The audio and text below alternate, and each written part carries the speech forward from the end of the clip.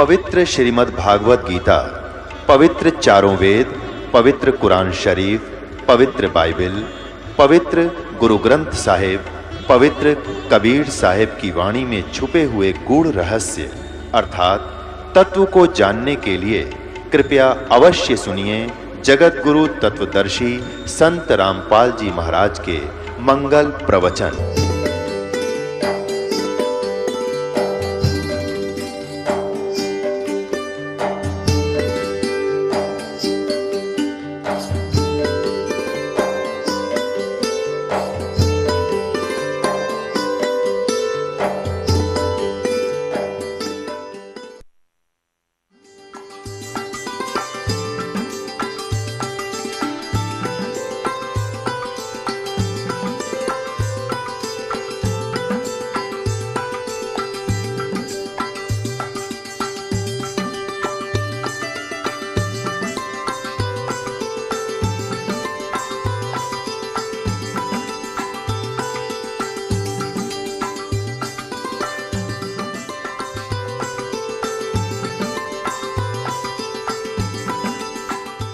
जो क्रियाएं करनी चाहिए धार्मिक और ना करनी चाहिए, त्यागनी चाहिए, उसके लिए सदग्रंथ ही, शास्त्र ही प्रमाण है। किसी व्यक्ति विशेष की दंत कथाओं पर आधारित मत होना।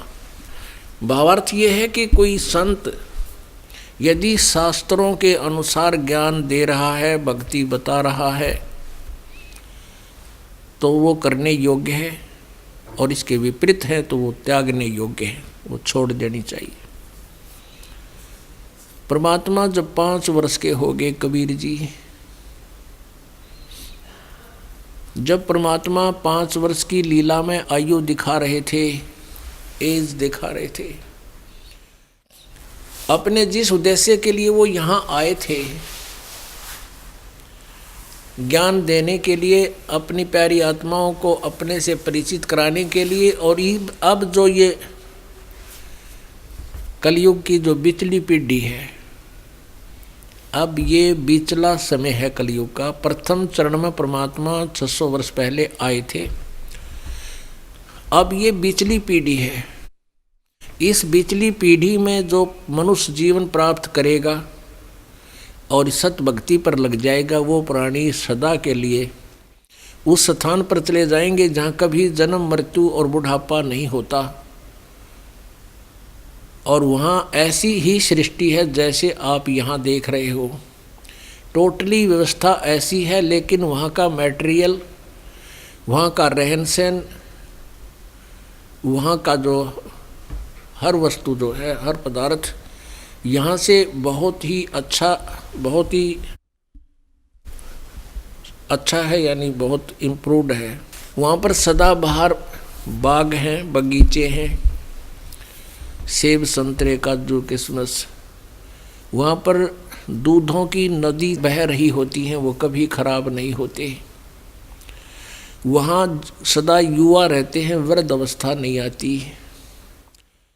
इसी तरह आपकी वहाँ पूरा परिवार होता है, क्योंकि उसकी एज इट इज़ डुप्लीकेट इस काल ने यहाँ बनाई है, लेकिन वहाँ पर अन्य कोई पशु पक्षी की योनि नहीं है।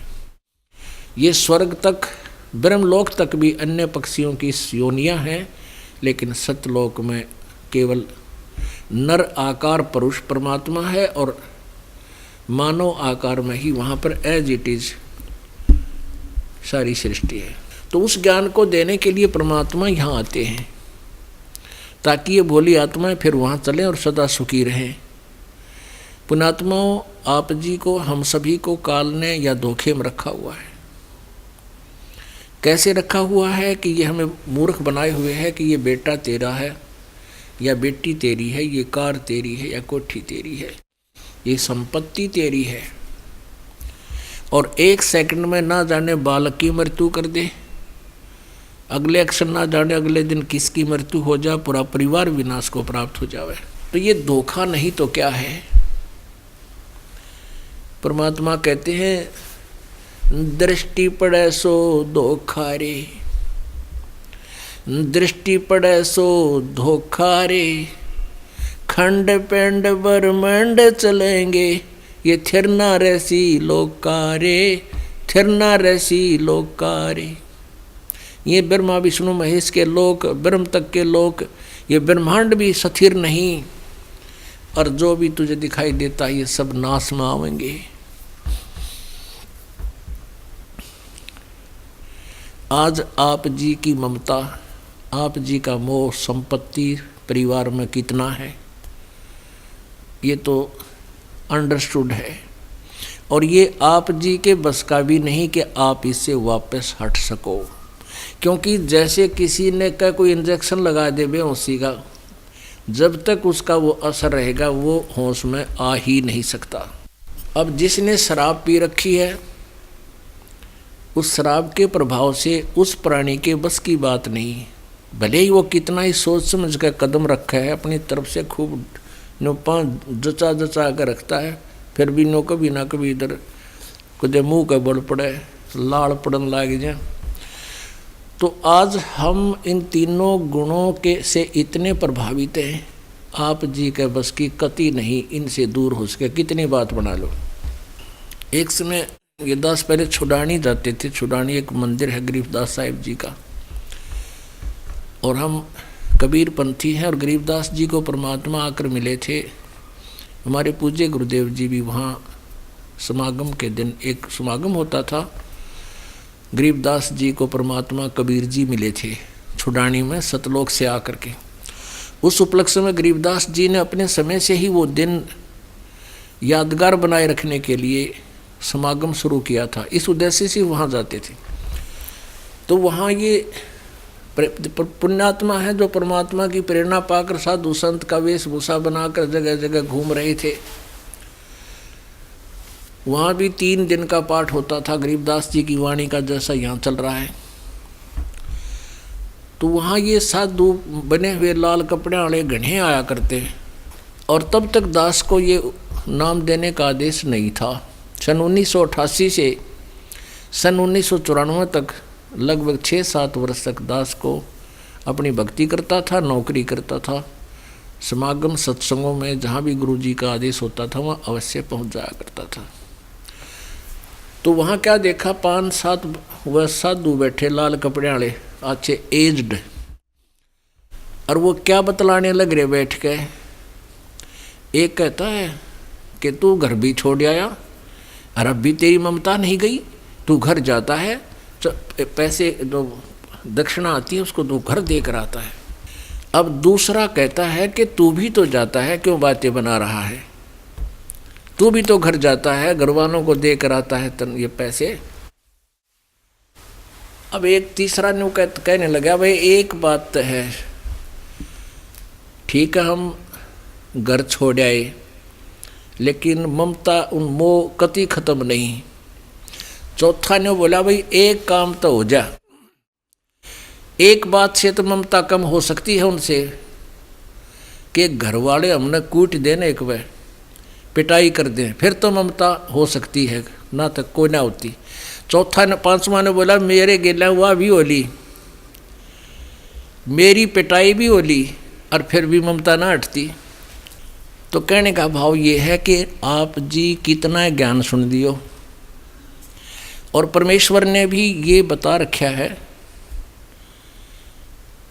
कि परमात्मा पाने के लिए घर त्यागना या परिवार त्यागना अनिवार्य नहीं है। इसमें त्यागना क्या है, बीड़ी शराब मांस तम्बाकू चोरी ठगी जारी रिश्वतखोरी, दूसरे की आत्मा दुखाना, झूठ बोलना, बेमतलब किसी को सताना, ये त्यागनी पड़ेंगी। अब आपने एक ज्ञान से और इस भक्ति के प्रभाव से और भक्ति की शक्ति से और इस ज्ञान से आप धीरे धीरे जब बड़े हो जाओगे, यानी एज्ड हो जाओगे, आपका अपने आप मन हटेगा, इस भक्ति से हटेगा, केवल ज्ञान से नहीं, और लेकिन भक्ति के साथ ज्ञान भी साथ देगा। अकेला ज्ञान भी काम नहीं करेगा, अकेली भक्ति भी आपको पार नहीं होने देगी, क्योंकि ज्ञान बिना हम भटक जाएंगे। और भक्ति बिना, अब ज्ञान भी रहा और भक्ति नहीं हुई तो हमें कोई सारा भगवान का मिले नहीं का, हम तुरंत डगमग हो जाएंगे। तो ऐसे हम ये दोनों मिलकर काम सहयोगी होंगे हमारे लिए। आप जी ने क्या करना है, बच्चों में रहना है, बच्चों को भी अपने भगवान के चरणों में लगाना है। देखो, बच्चे को बचपन से रंग दिया जाओ इस रंग में, उसका जल्दी रंग चढ़ा करे। अब हमें पता है, हम बचपन में जैसी कथाएं किसी से सुना करते वो आज तक हृदय में समाई हुई हैं।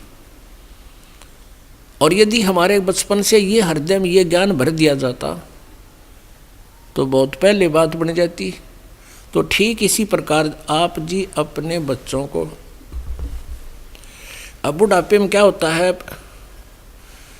बूढ़े की जो वृद्धावस्था में या तो बालक खिलाने की ड्यूटी लग गया करे, बच्चे यानी पोतों को अपने पास। अब तो खैर बालक हैं, स्कूल में जाने लगे, पहले ज़्यादा समस्या थी बुढ़ा के जी ने। तो अपने उन पोतों को या छोटे बेटों को, बेटियों को, पोतियों को, या कोई देवता देवती आ जाते हैं उनको, तो उनको अपने भगवान की कथा सुनावे।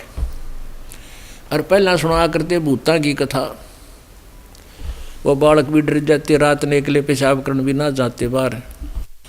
तो हमने इस प्रकार अपने जीवन को इस भक्ति मार्ग पर लगा कर ऐसे सुचारू करना है, इस पर ऐसे हमने प्रोसीड करना है।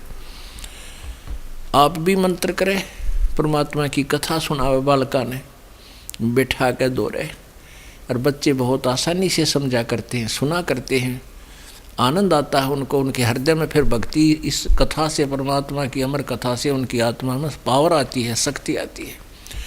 तो इस प्रकार अपने जीवन को आपने आगे बढ़ाना है। आज आपके पास कार भी है, कोठी, बेटा बेटी, पोता पोती, दोता दोती, सारी व्यवस्था है, लेकिन कल आपकी मृत्यु होगी तो आपकी कहाँ है ये?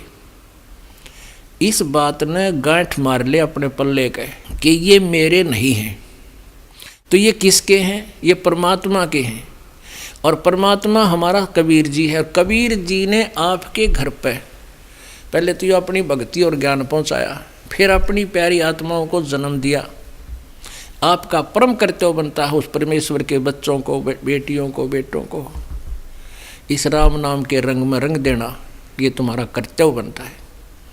और फिर आपको ये भी ध्यान रहना चाहिए कि ये कल मेरी मृत्यु होगी तो मेरे नहीं हैं, आज भी नहीं हैं, लेकिन ये हैं किसके? ये परमेश्वर के, उस मालिक के हैं। और इनकी किस प्रकार हमने उस भगवान से डर के इनकी सेवा करनी है। कैसे? जैसे दास पहले सर्विस करता था तो हमारे एक ऑफिस के तीसरा चौथा मकान छोड़कर एक बहुत बड़ा कोई रईस व्यक्ति था, इंडस्ट्री थी उसकी, वो रहता था। उसकी एक 8-9 वर्ष की लड़की थी और उसने उसके लिए एक नौकरानी ला रखी थी। वो लड़की स्कूल जाती थी और स्कूल वहाँ से, उस लड़की का स्कूल ज़्यादा से ज़्यादा 2000 फुट होगा, यानी यहाँ से ये सड़क, इससे थोड़ा और आगे लगा लो 2-4 एकड़, 500-400 फुट और होगा। तो उसके लिए उसने ना कोई गाड़ी की थी, वो लड़की पैदल चली जाती थी और उसकी नौकरानी उसके साथ छोड़कर आती थी और छुट्टी के समय लेकर आती थी।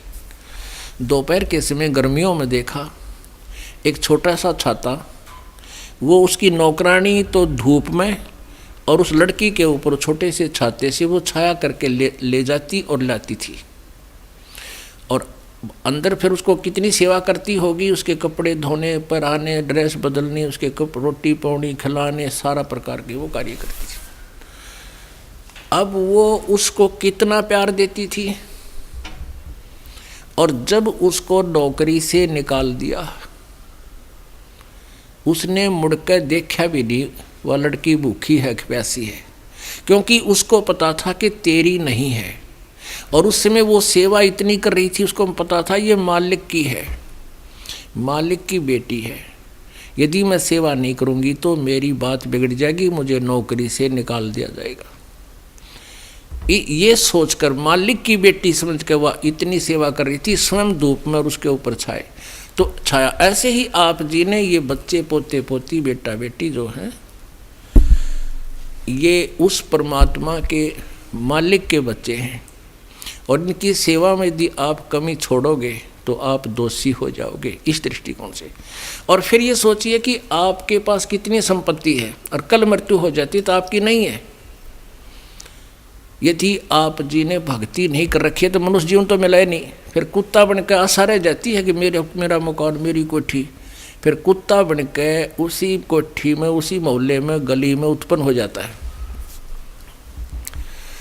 और जिस कोठी को बनाने में सारा जीवन लगा दिया, अब उसका उसमें प्रवेश भी निषेध है उस कुत्ते का, और बाहर गली में बैठा है उसकी छाया में बाहर।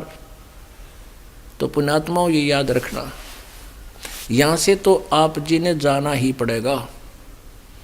अब हमने यहाँ से तो जाना पड़ेगा, तो क्यों ना टारगेट बना ले के सतलोक चले जावा, जहाँ आशा ता बासा हुई। यदि आप जी की इच्छा यहाँ किसी संपत्ति, संतान में या परिवार में रहेगी तो पुनर्जन्म होगा। और आप जी भक्ति खूब श्रेष्ठ कर रहे हो, अकॉर्डिंग टू शास्त्र कर रहे हो, आपकी कमाई, भक्ति की कमाई, आध्यात्मिक आपकी जो धन है ये अनमोल, अनतोल, अनलिमिटेड हो रहा है, इतनी कमाई है आपकी। और फिर पुनर्जन्म हो गया आपका, मनमान्य राष्ट्रपति बन जाओ, प्रधानमंत्री बन जाओ, इंद्र की पदवी भी प्राप्त कर सकते हो, इन मंत्रों की में इतनी शक्ति है। लेकिन दुर्गति तो फिर शुरू होगी वह, और वो काम न्यों का न्यों रहेगा जिसके लिए सिंगर का आए थे, जिसके लिए हम कमर कसी थी।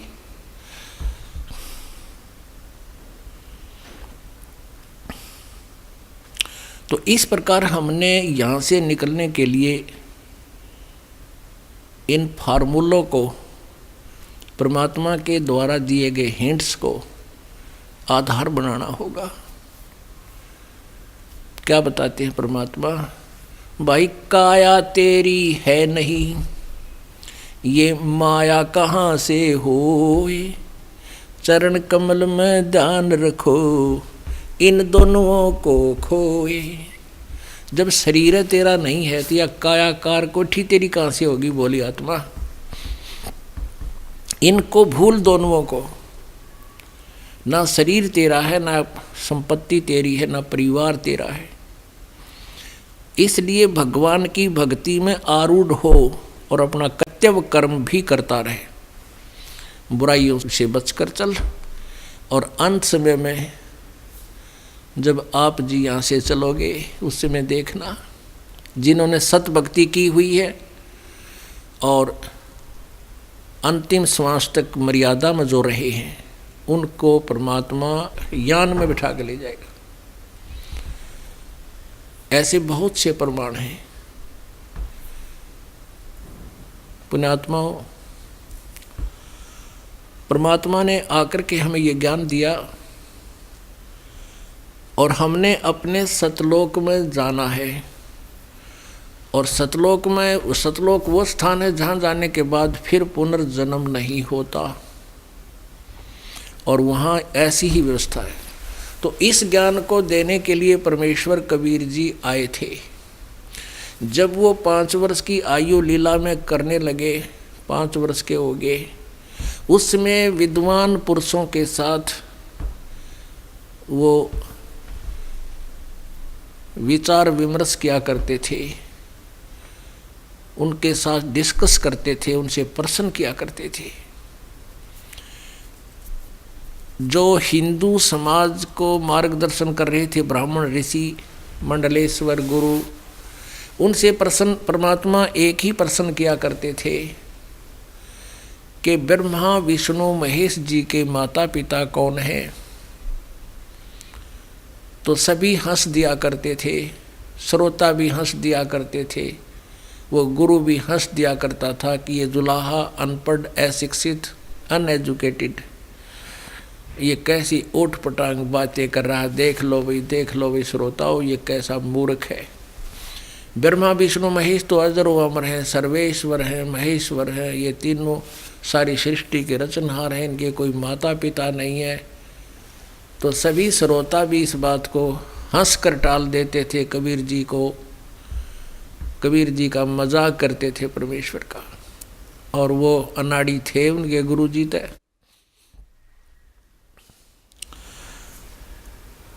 पुण्यात्माओं, परमेश्वर ने एक दिन क्या लीला की, क्योंकि वो परमेश्वर एक एग्जाम्पल कोड करने आए थे, एक उदाहरण पेश करने आए थे। ऐसे ही आते हैं प्रत्येक युग में। वो स्वयं ही एक अच्छे सुयोग्य शिष्य की भूमिका करते हैं, स्वयं ही वो तत्वदर्शी संत की भूमिका करते हैं, स्वयं ही एक श्रेष्ठ नागरिक की भूमिका वो परमात्मा किया करते हैं। इसी उद्देश्य से परमात्मा ने, परमेश्वर जी ने सोचा कि उनका नियम है इस परमात्मा के पाने का। प्रभु ने बताया है, भाई गुरु बिन माला फेरते, गुरु बिन देते दान, गुरु बिन दोनों निष्फल हैं, चाहे पूछो वेद पुराण। गुरु जी के बिना, परमात्मा कहा करते थे कि गुरु जी के बिना आपका कोई भी भक्ति मार्ग सफल नहीं हो सकता। न तो दान दिया सफल है, और न ही आप जो नाम की माला फेरते हो, मंत्र जाप करते हो, ये भी व्यर्थ है। राम कृष्ण से कौन बड़ो, उन्हों भी गुरु कीन, तीन लोक के वे धनी, गुरु आगे आदीन। और हिंदुओं को प्रमाण दिया करते थे कि तुम राम और कृष्ण जी से ऊपर नहीं मानते, किसी को सुप्रीम पावर मानते हो। श्री रामचंद्र जी ने वशिष्ठ जी से नाम लिया, वो उनके गुरु जी थे, और श्री कृष्ण जी ने दुर्वासा जी से नाम लिया, वो उनके गुरु जी थे। श्री कृष्ण जी के संदीपनी जो थे वो गुरु अक्षर ज्ञान कराने वाले थे, जैसे टीचर होते हैं, और आध्यात्मिक गुरु उनके दुर्वासा जी थे। तो यहाँ कहना चाहते हैं कि राम कृष्ण से कौन बड़ो, उन्हों भी गुरु कीन, और तीन लोग के वे धनी, मालिक और गुरु आज्ञा अधीन। तो इन वचनों से आप जी का ये कंसेप्ट क्लियर हो जाना चाहिए कि गुरु जी के बिना जो साधना की जाती है वो नुगरा होता है, और वो चाहे स्वयं भी संत बन जावे और अन्यों को उपदेश देता है, वो व्यर्थ है। ये राधा स्वामी पंथ जहाँ से चला है, वो कौन थे? वो श्री शिवदयाल जी थे। श्री शिवदयाल जी, सेठ शिवदयाल जी थे, और उनके कोई गुरु नहीं थे,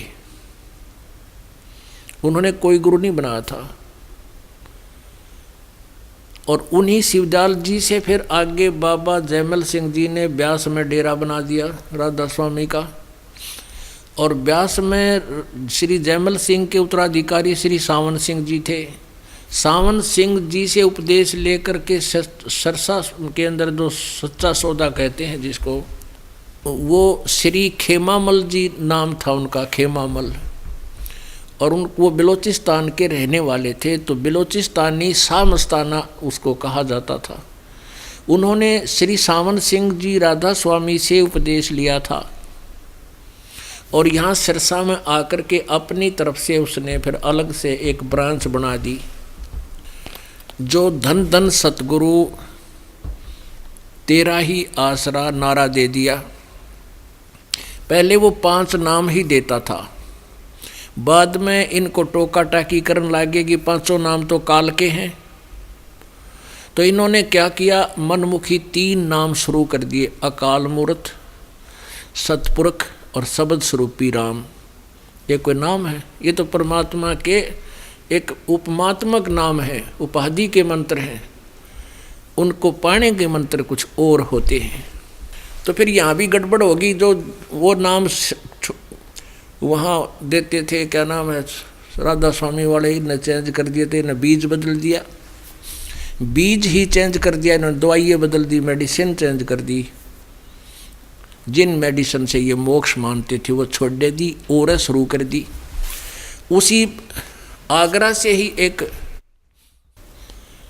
तुलसी तुलसी साहेब जी नाम के एक भक्त संत ने जय गुरुदेव नाम से मुद्रा में लटका दिया मथुरा में, और वो भी ये 5 नाम ही देते हैं।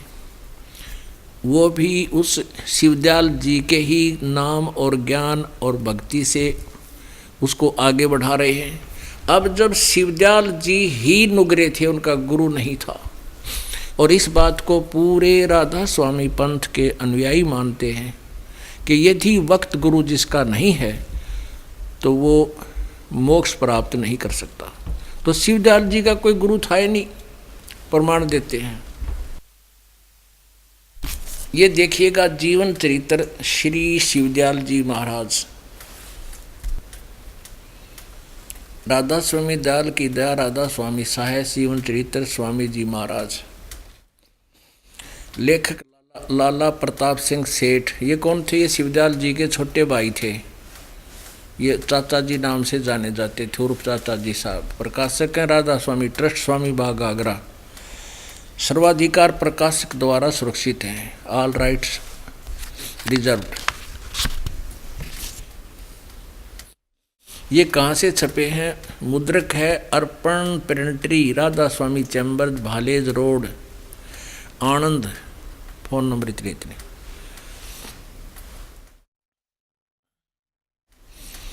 ये है वो परम धनी जी, ये देखियो नीचे देखो, ये है स्वामी जी, नीचे देखो।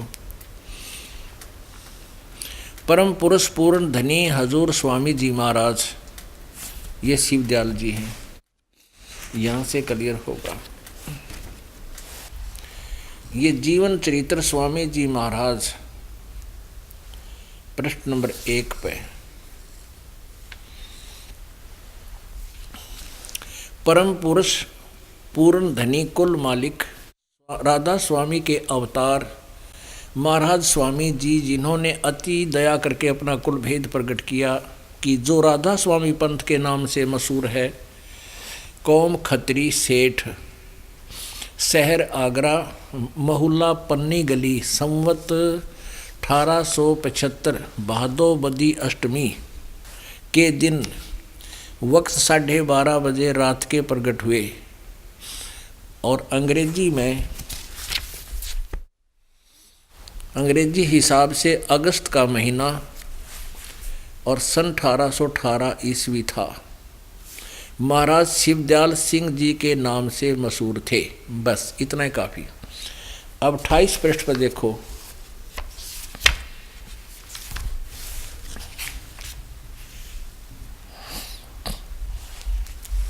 अब 27 पृष्ठ से शुरू करते हैं। जीवन चरित्र स्वामी जी महाराज। चूंकि अनामी पुरुष या मालिक कुल के में सर्व शक्ति और ताकत है, और भंडारा और उसकी कुदरत से रचना का सब काम चल रहा है। यहाँ देखो, तो उनसे बड़ा संसार में कोई नहीं होता। अनामी पुरुष या परम संत आन कर प्रकट होते हैं, तो उनसे बड़ा संसार में कोई नहीं होता है, तो वे किसी को गुरु नहीं बना सकते। इसी वजह से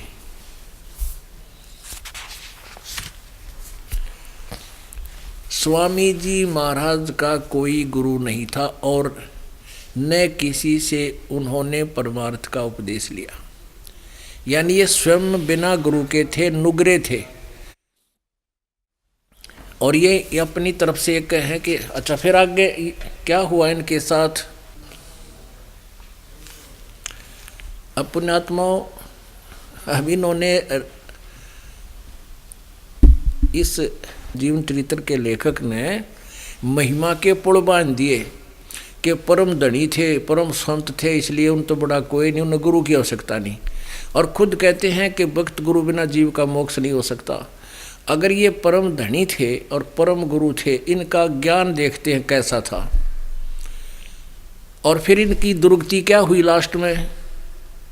ये हुक्का पीते थे, परम धनी हुक्का पिया करें, हुक्का पिया करते थे। और फिर लास्ट में इन 5 नामों की भक्ति से ये भूत बने, प्रेत की योनि में गए। अब आगे देखते हैं, क्योंकि भी परम धनी मान लिया ना इन्हें, इसको और सेट करना पड़ेगा। ये जीवन चरित्र स्वामी जी महाराज और पृष्ठ नंबर 78 और 71 नंबर वचन। अब बुक्की जी का जो कि शिब्बो जी की छोटी बहन थी, थोड़ा सा हाल लिखा जाता है। यह शिब्बो जी से कुछ अरसे बाद स्वामी जी महाराज के चरणों में आई थी। जब उन्होंने कुछ दिन सत्संग किया तो वचन स्वामी जी महाराज के सुने और वे वचन हृदय में समा गए। तब इनके प्रेम की हालत अजीब थी कि जब स्वामी जी महाराज वचन या अर्थ पोथियों का करते तब इनकी आंखें सुर्ख अंगारा सी हो जाती थी। बुक्की की आंखें अंगारा सी हो जाती थी और आंसू बराबर टपकते रहते थे, क्योंकि इस बुक्की में पहले भी भूत था और बहुत देर तक यानी घंटों उन वचनों का नशा बना रहता था। वह बेहोश पड़ जाया करती थी। जब स्वामी जी महाराज कथा से फुर्सत पाकर हुक्का पीते थे, ये सबसे बड़े थे इसलिए हुक्का पीते थे। अरे तरह गजब हो, ये विकार करें वो पार हो सकते हैं? अमल आहारी आत्मा कदे ना हो वह पार। और या अभ्यास का रस लेते थे या कथा कहने बैठते थे तो बुक्की जी महाराज के चरणों का अंगूठा मुंह में रखे हुए घंटों चरणामृत का रस लेती रहती थी। और जब कोई मत्था टेकने के वास्ते हटाना चाहता था तो चरण नहीं छोड़ना चाहती थी, तब मत्था टेकने वाले से कह दिया जाता था कि तुम दूसरे चरण पर मत्था टेक लो, इस प्यासी को मत हटाओ। इनके भजन का ये हाल था कि 8 घंटे 9 घंटे रोज भजन किया करती थी। बेहोश हो जाया करती, पड़ी रहती, भूत नगेरे रहता। इनको स्वामी जी महाराज के दर्शनों का पूरा आधार हो गया था। सूरत भी ऊंचे देश में पहुंचती थी। जब स्वामी जी महाराज अंतर ध्यान हुए, शिवदयाल जी जिसे राधा स्वामी पंथ चला है उसकी जब मृत्यु हुई, तब बुक्की जी की यह कैफियत हुई कि दिन रात बेहोश पड़ी रहती थी और 2-2 दिन आजाद हजूरी यानी फ्रेश होने भी रफा करने नहीं जाती थी और सूरत स्वामी जी महाराज के चरणों में लगी रहती थी।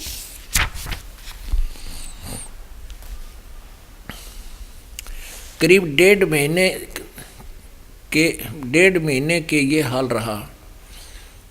अब सबको खौफ हुआ कि शायद इनकी देह छूट जावे, तब स्वामी जी महाराज ने इनको दर्शन दिए और फरमाया कि जिस तरह तुम सेवा पेशतर किया करती थी उसी तरह से करो। और फिर उसी रोज से बुक्की जी भोग भी तैयार करती थी और मेरे पन्नी गली के मकान पर, ये लेखक उसका भाई है शिवदयाल जी का, ये कह रहा है मेरे पन्नी गली जहाँ इनका जन्म हुआ था, पन्नी गली के मकान पर पहले दस्तूर के माफिक पलंग बिछाती और ओक्का भरती और बैठ कर उस पर गुड़गुड़ाती। क्यों भूत आ गया उसमें, वो पीवे ओक्का और रोटी खावा और फिर ओक्का पीवे बैठ कर पलंग पर। वह पलंग अभी भी तक बिछा रहता है। गरज की जिस तरह से पेशतर सेवा किया करती थी उसी तरह से कुल काम करने लगी। और स्वामी जी महाराज को उनको ध्यान के समय में प्रगट दर्शन देते थे। और जैसा कि अंतर ध्यान होने से के पेशतर करते थे, बुक्की जी को महाराज उनके आखिरी दम तक प्रगट रहे। अब देखो वह पलंग अभी तक बिछा है। अब वह क्या करती थी कि पहले की तरह ओका भरती और वो पहले की बुक्की भोग भी तैयार करती, उसी रोज से बुक्की भोग भी तैयार करती जो खाया करता हो चूरमा चारमा, रोज रोटी बनाती और फिर ओका भरती और उससे पलंग पर बैठ कर पीती कि उसके वहाँ भूत आ गया वो बनकर ने। और फिर बैठ कर रोटी खावा पहले, फिर गुड़गुड़ावा ओका पीवे, यानी उस बुक्की में वो सारी क्रिया करने लग गया। फिर गरज की पलंग वही बिछा रहता था। गरज की जिस तरह से की पेशतर सेवा किया करती थी जिस तरह पहले, उसी तरह से कुल काम करने लगी। यानी रोटी बनाती, फिर ओक्का खाती और फिर उससे वो पीती, वह खुद यार उसमें भूत पीता हो। उसी तरह सेवा, कुल सेवा करने लगी। स्वामी जी महाराज उनको जान के इसमें प्रगट दर्शन देते थे और कुल सेवा उसी तरह कबूल फरमाते थे। पहले की तरह हुक्का भी पीते थे और वो रोटी भी खाते थे। वो आ गया एक भूत और नो गए, साची बात है या ये गवाह बोल रहे भाई। बुक्की जी को महाराज उनके आखिरी दम तक प्रगट रहे। बुक्की जी में आखिरी सांस, मरीज उसके गेले ले गया उसने, उसमें भूत बनकर रहा। यहाँ तक कि जिस किसी को जब कोई बात स्वामी जी महाराज से अर्ज करनी होती थी तो वे बुक्की जी के जरिए से दरियाफ्त कर लिया करते। बुक्की जी में इंटरनेट लग गया था और भूत आ गया उसमें। यहाँ तक कि जिस किसी को जब कोई बात स्वामी जी महाराज से अर्ज करनी होती थी तो वे बुक्की जी के जरिए से दरियाफ्त कर लिया करते थे। यानी बुक्की जी अभ्यास के समय स्वामी जी महाराज को प्रकट करके हम कलाम हुआ करती थी, यानी उसमें बोला करता हो। इस नियाजमंद को भी जब कभी भीड़ के समय, लेखक कहता है उसका भाई शिवदयाल जी का छोटा भाई सेठ प्रताप सिंह जी कह रहे हैं कि जिस समय मुझे कभी कोई आपत्ति आ जाती थी तो उसमें मुझे घबराहट होती थी, तो किसी तरह से अकल काम नहीं देती थी। जब उस इंटरनेट पर जाकर खोल लेता था इंटरनेट में, तब बुक्की जी के जरिए से स्वामी जी महाराज का हुक्म लिया करता था और भूत उसमें बैठा, वहाँ जाते कि मैं तो बन रही फिर, और जैसा हुक्म होता था उसी के मुवाफिक बंदा कारबंद होता था। अब बुक्की में वो भूत जो आदेश दे देता कहता वैसा ही करता था। और इसी तरह पर राय साहब ने भी मौज की थी कि बुक्की जी के जरिए से 2-4 बार हुक्म हासिल किए थे। ले बच्चों,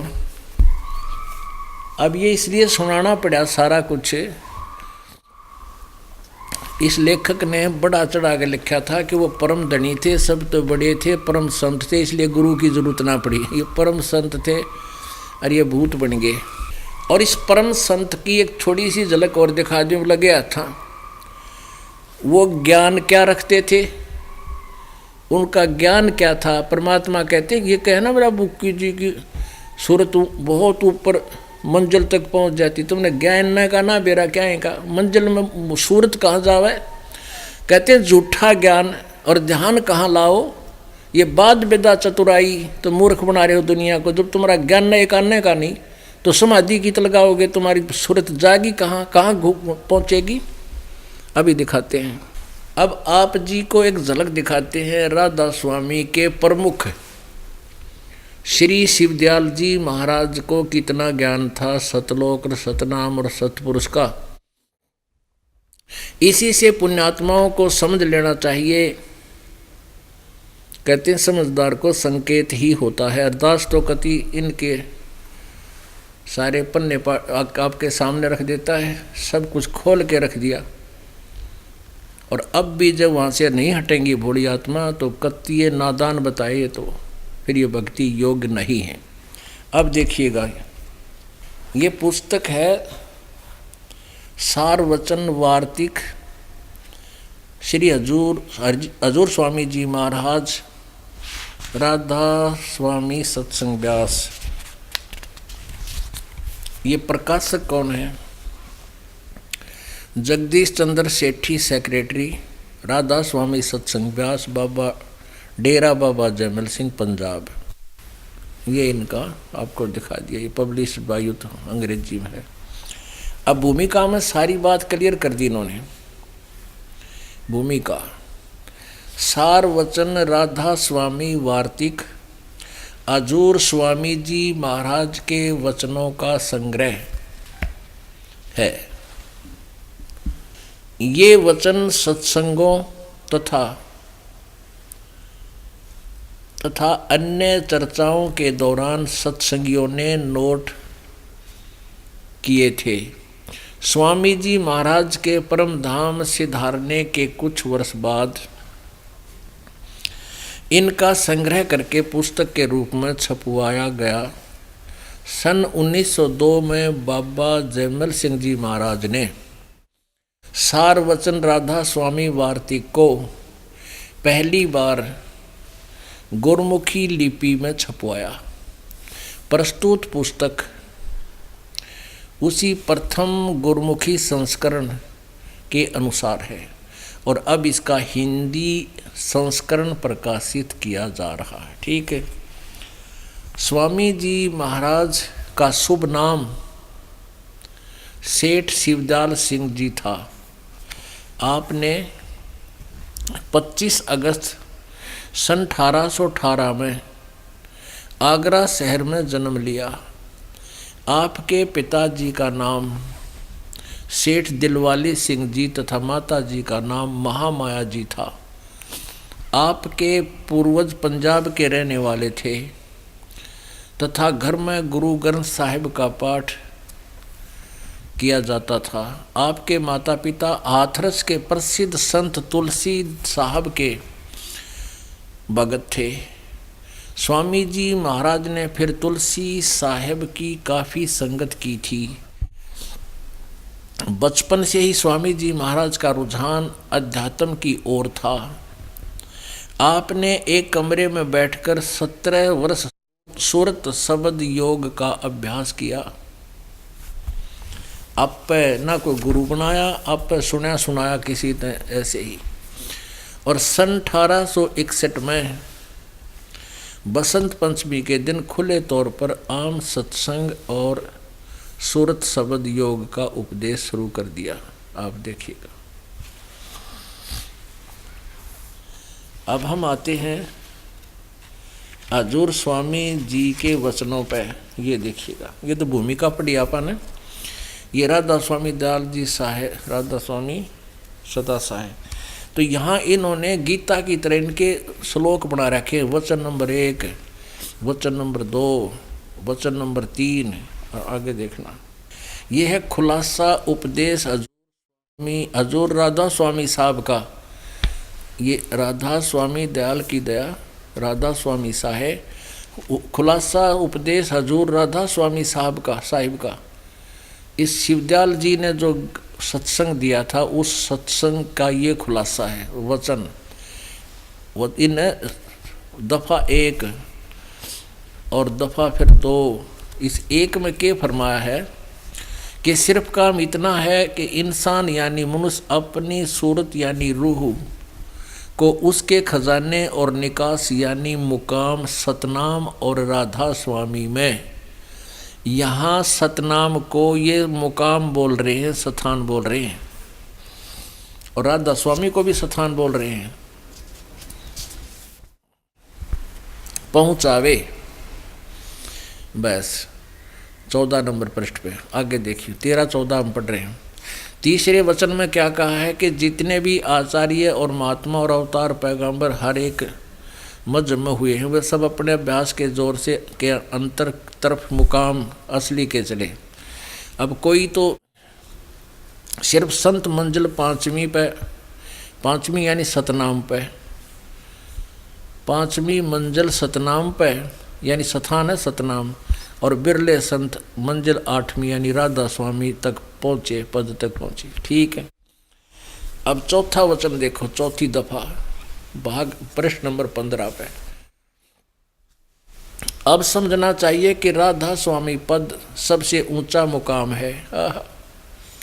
अब यहाँ स्थान बोल रहे हैं राधा स्वामी को, और यही नाम कुल मालिक और सच्चे साहिब और सच्चे खुदा का है। जो राधा स्वामी कहते सच्चे साहिब सच्चे खुदा का नाम भी है, यो स्थान का नाम भी राधा स्वामी है। और इस मुकाम से राधा स्वामी स्थान से 2 स्थान नीचे सतनाम का मुकाम है। यहाँ सतनाम को स्थान कह रहे थे वचन नंबर 1 में और 3 में। अब 4 में क्या करें, सतनाम का स्थान है, स्थान का स्थान है, सतनाम का मुकाम है। कि जिसको यानी सतनाम की डिफाइन किया, आगे सतनाम को ये डिफाइन कर रहे हैं अच्छी तरह विस्तृत। संतों ने सतलोक यानी सतनाम को संतों ने सतलोक, सचखंड और सार शब्द और सत शब्द और सतनाम और सतपुरुष करके बयान किया है।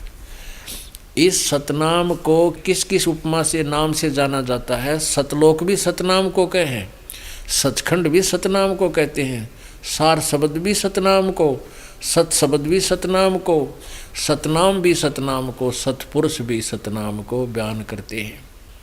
अब पुण्य आत्माओं, अब हंसी आती है इस दास को, और ये परम धनी की पदवी पहुंच गए मंजिल पर। ये तो बुक में बैठा था भूत बिना, पहुंच गया मंजिल पे। अब ये कहते झूठा ज्ञान और ध्यान कहाँ लाओ? ये बाद विदा चतुराई। सतनाम का इन्हें पता नहीं क्या है। सतनाम 2 अक्षर का नाम होता है। ये देखिएगा, संत मत प्रकाश भाग नंबर 4 है, और ये श्री सावन सिंह जी जो जयमल सिंह जी के सीधे शिष्य थे, उनके उपदेशों का संग्रह है। हजूर महाराज सावन जी सिंह जी के सत्संग का संग्रह, संत मत प्रकाश भाग नंबर 4।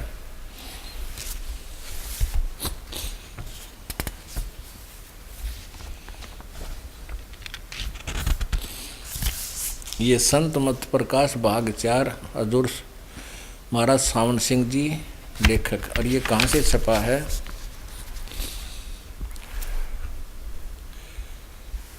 प्रकाशक हैं सेवा सिंह, सेक्रेटरी राधा स्वामी सत्संग व्यास, डेरा बाबा जयमल सिंह, जिला पंजाब अमृतसर, जिला अमृतसर पंजाब। मुद्रक है Sartaj printing press, Tanda road, Joshi state, Jalandhar. अब इसमें देखिएगा, ये पृष्ठ 261 पर संत मत प्रकाश भाग 4। सावन सिंह जी क्या कह रहे हैं? अक्षर रूप निरखती चाली छोड़ दिया उपदेश दीवाना। ये इनकी अमर वाणी है, इनके संता की वाणी है। इसको खोलना फिर आगे। यह संसार क्षर है, सर नाशवान है, और जो अक्षर है वो ब्रह्म है। अविनाशी को, ये ब्रह्म को अविनाशी कह रहे हैं। यह संसार क्षर है, सर माने नाशवान, और जो अक्षर है जो नाशवान नहीं है वह है ब्रह्म है। ब्रह्म को ये अक्षर कह रहे हैं, और नी अक्षर पार ब्रह्म है। अच्छा, जब ये सारा संसार बना, हम इस महल दुनिया में गुजारा करने आ रहे हैं, किंतु अब गुरु की कृपा से आत्मा इस महल को छोड़कर सतलोक को जा रही है। गुरु ग्रंथ साहिब में बड़े गहरे और गुप्त रहस्य हैं। एक स्थान पर आता है कि 52 अक्षर लोक तरभय सब कछु इनमाही, और ए अक्षर खिर जाएंगे वो अक्षर इनमें नाही। ग्रंथ साहिब आदि ग्रंथ पृष्ठ 340 पर। 52 अक्षर संस्कृत भाषा के, शायद ही कोई ऐसी भाषा हो जिसके 52 अक्षर हों। इस संसार का सारा मसाला 52 अक्षरों में आ जाता है। पिंड अंड का हाल तो 52 अक्षरों में आ जाता है। आगे 2 अक्षर और हैं जो पार ब्रह्म में हैं। ये 2 अक्षर और हैं जो पार ब्रह्म में हैं, ये खुद बता रहे हैं। इसके विषय में ग्रंथ साहिब में लिखा है, सोई पूरा गुरु कहावे, 2 अक्षर का भेद बतावे। एक छुड़ावे एक लखावे, तो प्राणी निज घर को पावे। फिर कहते हैं, जे तू पढ़्या पंडित बिन 2 अक्षर 2 नावा, प्रणवत नानक एक लंघाए, सच कर जे कर सच समावा। आदि ग्रंथ पृष्ठ 1171 पर है। ये लिखा है कि सोई गुरु पूरा कहावे, 2 अक्षर का भेद बतावे, एक छुड़ावे, इन 2 अक्षरों में से एक छुड़ावे एक लखावे, तो प्राणी निज घर को पावे। फिर कहते हैं, जेतु पढ़्या पंडित, ये गुरु नानक देव जी की वाणी है, 2 अक्षर 2 नावा, प्रणवत नानक एक लंघाए, जे कर सच समावा। यदि तू गुणी हो ज्ञानी हो, यदि तुम गुणी हो ज्ञानी हो, तो वे अक्षर बताओ, वे अक्षर पार ब्रह्म है। एक अक्षर ने दुनिया बनाई और एक ने सतलोक बनाया। और यही कबीर साहिब जी कहते हैं, कह कबीर अक्षर 2 भाख है, भाख और होएगा खसम तलेगा राख। ये भी आदि ग्रंथ गुरु ग्रंथ साहिब में लिखे हैं, पृष्ठ 329 पे। कहे कबीर साहिब की वाणी है इसमें, ये भी इस प्रमाण दिया है। कहे कबीर अक्षर दुई भाख, होएगा खसम तलेगा राख। गुरु नानक जी साहिब जी कहते हैं एक अक्षर हरि मन वसा नानक होत निहाल, यानी 2 अक्षरों से आगे फिर एक अक्षर और है, आदि नाम जिसको कहते हैं। ये तो संतों की वाणी है जो श्रेष्ठ सब बता रही 262 पे। एक स्थान पर फिर गुरु ग्रंथ साहिब कहते हैं कि वेद कतेव सिमरत सब शासत, इन पढ़्या मुक्त न होई। और एक अक्षर जो गुरमुख जापे, तिसकी निर्मल होई सोई। आदि ग्रंथ पृष्ठ 747 पे। अब वहाँ तो ये अनुवाद करता कह रहे हैं सामन सिंह जी कि वो तो पार ब्रह्म है, वो अक्षर यहाँ को ना। और यहाँ गुरु ग्रंथ साहिब में ये सच्चा प्रमाण है कि वो अक्षर है, एक अक्षर जो गुरुमुख जापे, वो तो जाप करण का है एक अक्षर, क्योंकि 2 अक्षर ये सतनाम है और एक अक्षर ये सारनाम है। ये सारे जाप प्रकरण के हैं। और ये कह रहे हैं यहाँ नहीं मिलेंगे, वो तो आगे मिलेंगे, हमारे पास भूत बने पास मिलेंगे। वह अक्षर आपके अंदर है, यो तक है जाप करना है। और ये अनुवाद कर रहे हैं सामन सिंह जी कि वह अक्षर आपके अंदर है और पार ब्रह्म जाकर मिलेगा, मरे पाछे मिलेगा तुमने नाम। यह धर्म हमारा धर्म नहीं, यह जाति हमारी जात नहीं, यह देश हमारा देश नहीं, हमारा देश सचखंड है, हमारी जाति सतनाम है। ले भाई, इसने एक नया और बता दिया सतनाम की डेफिनेशन में, हमारी जाति सतनाम है, यह कसर रह रही थी। और हमारा धर्म सतपुरुष है। अरे वाह, जय बंदी छोड़ की, सतपुरुष तो हमारा मालिक है, धर्म के वह। यह पराया देश छोड़कर आत्मा अपने देश को जा रही है। अब आत्मा इस पुराने महल को आगे देखो, अब आत्मा इस पुराने महल को जिसको लाखों जन्मों में रही छोड़कर सतनाम को जा रही है। अब सतनाम को जा रही है, या सतनाम जाति थी, उड़ा लोक था, फिर सतपुरुष था, सचखंड था, सार शब्द सारनाम, और फिर ये आत्मा फिर सतनाम को जा रही है। अब अंदर शब्द के दर्जे हैं, देख क्या कह रहे सावन सिंह जी, अंदर शब्द के दर्जे हैं ओम शब्द, सोहम शब्द और सत शब्द। आत्मा दर्जे के अनुसार अपने असली मकसद भाव असली देश को जा रही है। पुण्यात्माओं, अभी आपने इनके पास तो वो है कहीं की ईंट कहीं का रोड़ा। अभी ने खुद ये भी कह दिया परमात्मा, गुरु नानक जी तो कह रहे हैं कि 2 अक्षर हैं और वो जाप करण के हैं। एक नाम तो छुड़ावेगा और एक लखावेगा, लखाव माने दिखावेगा, और तीसरा परमात्मा तक पहुंचावेगा। अब ये आगे इन्होंने खुद लिख भी दिया, एक ओम शब्द है, एक सोम शब्द है और एक सत शब्द है।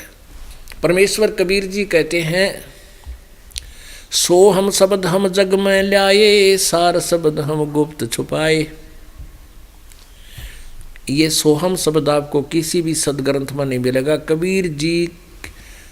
कबीर जी की वाणी से अतिरिक्त। तो इन्होंने क्या किया है, कबीर जी की वाणी को चुराया है और हल्दी की गांठ से पंसारी बन बैठे। परमेश्वर की वाणी में लिखा है कि बेखों के लश्कर फिरेंगे बाणी चोर कठोरे, सतगुरु धाम न पहुँचेंगे ये 84 के डोरे। ओहो, कहते हैं ये संतों के पंथों के टोल फिरे हैं, ये वाणी चोर कठोर, ये हमारी वाणी को चुरा करके अपने पंथ बनाए हैं और ये सतलोक नहीं जा सकते। ये 84 के ढोर यहीं धक्के खाओगे, भूत बनेंगे कि गधे बनेंगे, सुअर बनेंगे। अब इन्होंने क्या किया है, करने नो दीदार मैल में प्यारा है, एक शब्द है परमात्मा कबीर जी का जिसमें पूरा वर्णन दिया हुआ है। उसी के आधार से इन्होंने या ये पंसारी बन गई, इस एक शब्द थे, इसमें सोहम शब्द भी ले लिया इसमें थे, और ओम शब्द ओंकार है ही, और फिर सत्शब्द। गीता जी अध्याय नंबर 17 के श्लोक नंबर 23 में ये 3 मंत्र बोले हैं। ओम तत्सत इति निर्देश ब्रह्मण त्रिविध समर्थः। ओम और ये तत्शब्द 2 सांकेतिक है, जिनको सतनाम मिल चुका है वो समझ जाएंगे। इन 2 अक्षरों को मिलकर सतनाम बनता है। एक ओम अक्षर और दूसरा ये तत् सांकेतिक है। इन दोनों अक्षरों से मिलकर ये सतनाम बनता है और ये जाप करने का है। और फिर तीसरा नाम, इस ओम नाम तो हमने यहाँ से पीछा छुड़वा होगा, ओम नाम की कमाई। जैसे गीता जी अध्याय नंबर 18 के श्लोक नंबर 66 में गीता ज्ञानदाता ब्रह्म कहता है कि सर्वधर्मान परित्यज माम एकम शरणम व्रज।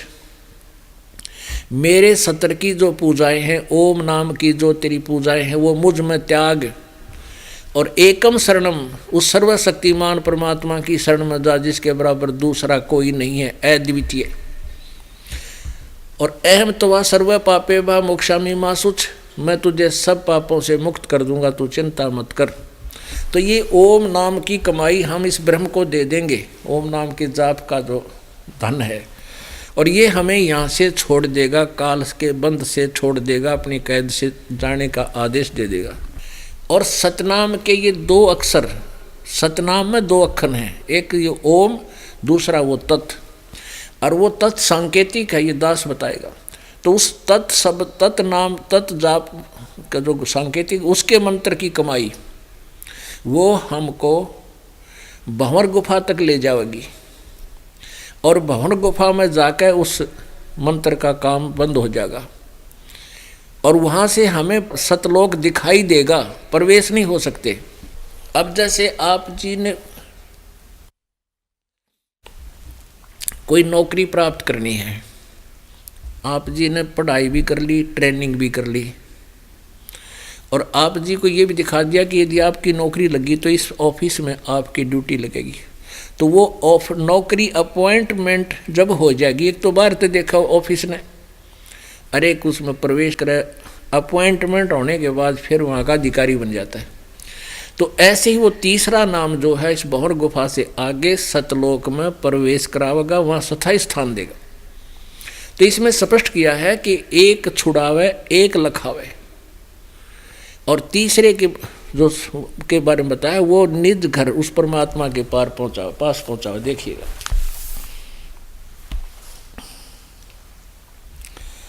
ये वही संत मत भाग प्रकाश 4, संत मत प्रकाश भाग 4 है, और इसके पृष्ठ नंबर 261-62 को फिर देखिएगा।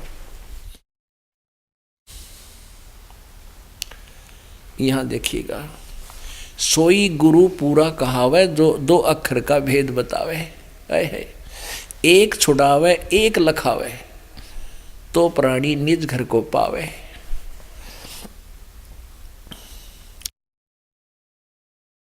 जे तू पढ़ा पंडित बिन 2 अक्षर 2 नामा, प्रणवत नानक एक लंघावे जे कर सत समावा। एक और अलग मंत्र है, वो पार करेगा, कति ऊपर ले जाएगा। ये गुरु ग्रंथ साहिब में 1171 पृष्ठ पर है। और परमेश्वर कबीर जी की वाणी भी इसमें लिखी है। कबीर जी, यही कबीर साहिब जी कहते हैं, कह कबीर 2 अक्षर भाख है, 2 अक्षर तू बोल, उसका जाप कर। 2 अक्षर बोलन के हैं, जाप करन के हैं, सुनान के हैं, कहन सुन बोल का बतान के हैं, कि जैसे उपदेश दिए जाते हैं। कह कबीर अक्षर 2 भाख और होएगा कसम तलेगा राख। कहते हैं ये 2 अक्षर सतनाम का जाप कर, और यदि अधिकारी से प्राप्त होगा तो परमात्मा तेरी टेक रह जाएगी। यदि धनी होगा, खसम होगा या निर्मालिक होगा, सही होगा, तो तुझे तेरी रक्षा कर लेगा, तुझे सतलोक भेज देगा। और नकली ये नाम देगा, ये 2 अक्षर देगा कोई नकली गुरु, तो उससे फिर बात बने कोई नहीं। कहे कबीर अक्षर 2 भाख और होएगा खसम तलेगा राखे। गुरु नानक साहब जी कहते हैं, एक अक्षर हरि मन वसै नानक होत निहाल। एक अक्षर और है इंत न्यारा। अब 262 पृष्ठ पर देखिएगा, एक स्थान पर फिर गुरु साहिब कहते हैं, वेद कतेव समृत सब शासत, इन पढ़्या मुक्त न होई। एक अक्षर जो गुरुमुख जापै, वो तीसरा मंत्र जो है सार नाम आदि नाम, कहते उसको जाप करना है तिसकी निर्मल सोई। ये आदि ग्रंथ साहिब यानी गुरु ग्रंथ साहिब के 747 पृष्ठ पे है। और आगे देखो आप ये बांडन भी लाग रहे हैं न तो सुना के। अंदर शब्द के दर्जे हैं ओम शब्द, सोहम शब्द और सत शब्द। ये ओम तत्सत जो है ना, ये उसमें लिखा है गीता अध्याय नंबर 17 के श्लोक 23 में। और ये ले लिया कबीर जी के उस करने नो दीदार महल में प्यारा है, उसमें लिखा हुआ ये शब्द, कहीं की ईंट कहीं का रोड़ा, और कह कबीर ज्ञान का तोड़ा। अपने आत्माओं आगे देखो, दिखाता हूँ आपको। अब तक तो आपने देख लिया कि दो नाम तो अलग हैं, दो अक्षर का एक मंत्र सतनाम बनता है, और एक तीसरा सारनाम है। उसके जाप करने से, इन तीनों के मिलकर जाप करने से परमात्मा की प्राप्ति होगी। सतलोक जाया जागा ना, बेसिक बात बनाए जाओ, कितनी कथा सुनाते रहो। अभी आपको और प्रमाण देते हैं तुलसी हाथरस जी वाले का भी, घट रामायण से प्रमाण देंगे आपको। घट रामायण के अंदर तुलसी साहिब हाथरस जी वाले ने कहा है, ये पांचों नाम काल के जानो। जो राधा स्वामी वाले और ये जय गुरुदेव वाले, धन धन सतगुरु वाले 5 नाम तो दिया करते हैं, और उनसे अतिरिक्त 2-3 है वो भी व्यर्थ हैं। ये पांचों नाम काल के जानो। ये देखिएगा घट रामायण, ये घट रामायण तुलसी साहिब हाथरस वाले की भाग 1 वेल्डियर प्रिंटिंग वर्क्स इलाहाबाद से छपी है। घट रामायण भाग 1 तुलसी साहिब हाथरस वाले की रची हुई।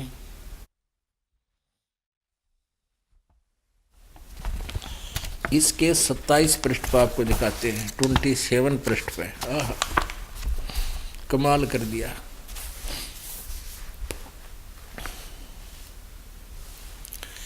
भेद पिंड और ब्रह्मांड का, अंतर गुफा तहां चल जाऊं जहां साहिब के दर्शन पाऊं। पांचों नाम जीव जब भाख्या, ये पांचों नाम बोल कर जाप करने वाले हैं ना, इसी प्रकार वो 2 नाम भी भाखण के हैं। पांचों नाम जीव जब भाख्या, छठवां नाम गुप्त कर रख्या। पांचों नाम काल के जानो, तब दानी मन शंका आनो। जब ने कहा नहीं पांचों नाम काल के हैं, तब उस भगत के मन में शंका आ गई। निर्गुण निराकार निर्वाणी, धर्म राय यूं 5 बखानी। जीव नाम निज कह विचारी, जान बूझ दानी झक मारी। कह जीव दृग दानी भाई, हम चल जाई नाम चितलाई। दानी दान चुकावे आई, जब यही बाट निभन तुम पाई। कह कर अंश कहाँ तुम जाई, बात आपनी कहो बुझाई। कह जीव सतलोक निवासा, मैं चल जाऊं पुरुष के पासा। दानी कह दूर है भाई, अगम पंथ कैसे निभ जाई। कौन नाम मार्ग को जाई, कौन नाम से उभरेत आई। वो मंत्र कौन सा जिससे तुम उभरोगे। इतना भेद कहो समझावा, बाट जीव घर घर की पावा। दानी सुन विधि बात हमारी, हम चल जाऊं पुरुष दरबारी। सुरत नृत्य ले लोक सिधाऊं, और आदि नाम ले काल गिराऊं। आदि नाम से इन 5 से अलग एक आदि नाम है, सार नाम है। उस सार नाम से काल को गिराऊंगा, और सतनाम ले जीव उबारी। ये सतनाम है ना, ये 2 अक्षर का है। इस सतनाम से तो जीव का उबारा होता है, और ये आदि नाम जो एक मंत्र सार नाम है, ये वहाँ पहुँचावेगा। और इससे काल डरता है इस नाम के जाप से। जो आदि नाम, ये आदि नाम नहीं और मंत्र है, वो दास देगा जिसको सार नाम कहते हैं। अस चल जाऊं पुरुष दरबारी। कहते हैं दानी सुन विधि बात हमारी, हम चल जाऊं पुरुष दरबारी। सुरत नृत ले लोक सिधाऊं, और आदि नाम ले काल गिराऊं। इस उसार नाम से तो काल अचकता है, भागता है, दूर भागता है। और सतनाम ले जीव भारी। सतनाम में 2 अक्षर हैं, एक ओम एक वो तत् सांकेतिक, जिनको सतनाम प्राप्त है उन दोनों को पता, 2 अक्षर का ही सतनाम। इससे जीव का उभारा होता है। अस चल जाऊं पुरुष दरबारी, और पांचों नाम काल के जानो, तब दानी मग मन संकानो। अब क्या बताते हैं कि 5 नाम जीव जो भाख्या, 6वां नाम गुप्त कर रखा, 6ठा नहीं बताया। यानी 5 से अलग भी 6ठा वो कि सफेद राधा स्वामी मेरी जय गुरुदेवानंद हो रहे, ये तो अधूरे रह गए। और जबकि ये 5 नाम काल के जानो, तब दानी मन संका आनो। फिर यहाँ बताया है दानी सुन विधि बात हमारी, हम चल जाऊं पुरुष दरबारी। और सुरत नृत ले जी लोक से धाऊं, और आदि नाम ले जीव काल गिराऊं। और सत नाम ले जीव उभारी, अस चल जाऊं पुरुष दरबारी।